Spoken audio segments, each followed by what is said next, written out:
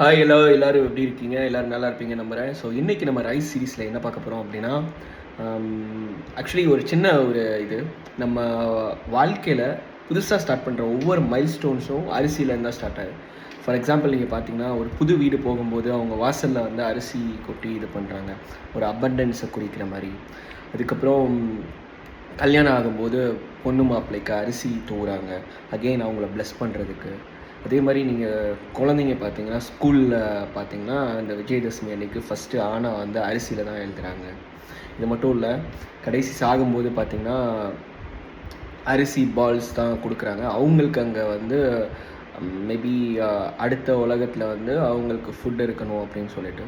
So இந்த மாதிரி அரிசி தான் நம்ம வாழ்க்கையில் ஒவ்வொரு முக்கியமான மைல்ஸ்டோன்ஸ்க்கும் நம்ம கொடுக்குறோம்.